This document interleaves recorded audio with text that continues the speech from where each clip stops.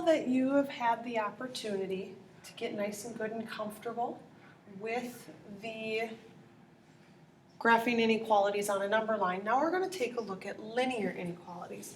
For those of you wondering what a linear inequality is, that is an inequality with an x and a y, and we're going to graph them on a coordinate plane instead of just a number line. So, for example, we have here y is less than or equal to 2x plus 3, and we're going to list those three solutions, and I keep forgetting to do that, but you should really be using that as your check.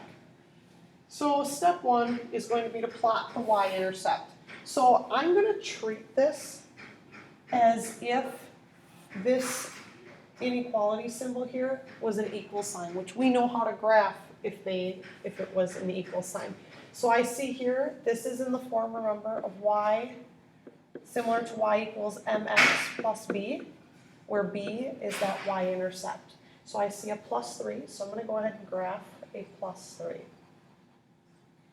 Then our second step is to use that slope, and what we mean by using that slope is to then get two other points, because we need 3 points to graph. So I see that we have our slope here is m, and that's going to be that 2.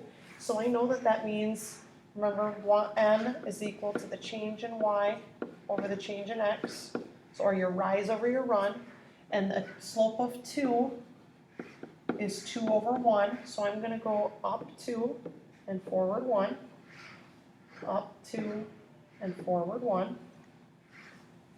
And so then I'm going to use that slope so I can go ahead and make my graph. And I'm going to bring this up so we can see it a little bit better, because I'm going to need it all the way through here. Now, the next step that is pretty critical, and I'm actually going to undo what I just did, because we're going to need this next step. We're going to need to determine if the line should be solid or dashed. And what we mean by that is similar to when we had open and closed circles. So if you have greater than or less than, this is going to be a dashed line. Just like the reason why you had that open circle was because we couldn't include that value on the number line.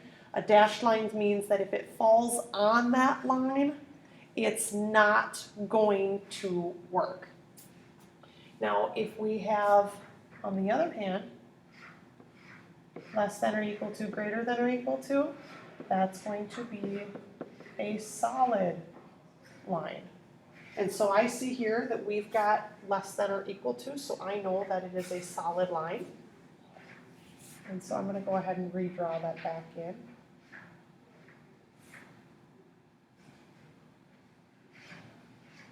And I'm going to bring it back down here, so all the way in. And when I do that, then our final thing is now we need to get that shading in the correct half. And the key to this is to choose a point to check. So I'm going to say, well, let's go with 0, 0, because 0, 0 is here, and it's the easiest one to try, simply because if it works, it works. If it doesn't, it doesn't.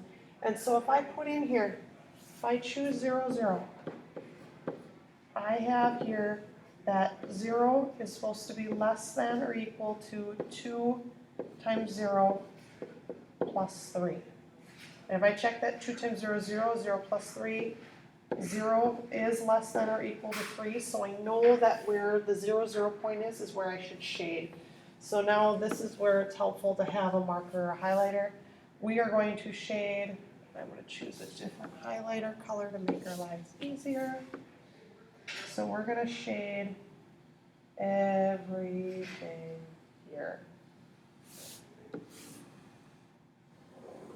Now if you want to scribble it in, that is your choice, which is what I'm going to do here.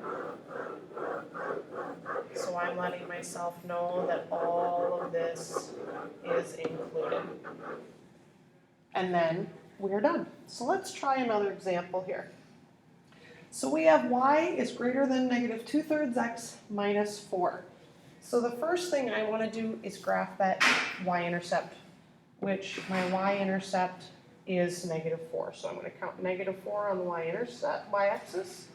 And then I have a slope of -2/3, which means I'm going to go down 2 and forward 3. And I can go also up 2 and back 3. And go ahead and here, as I start to draw my line, I realize, oh wait, I've got to check. I need to make sure whether it's dashed or not. It is strictly greater than, so it is going to be dashed.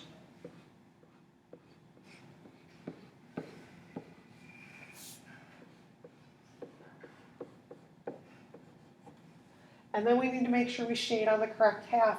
Once again, I'm going to choose 0, 0 to check my point. 0, 0 is a great one to check.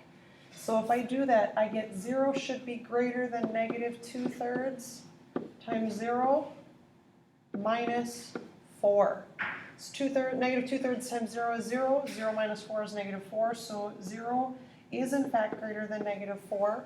So I know that when I take my highlighter, I'm going to shade where the 0, 0 is involved. That means that all of this is shaded.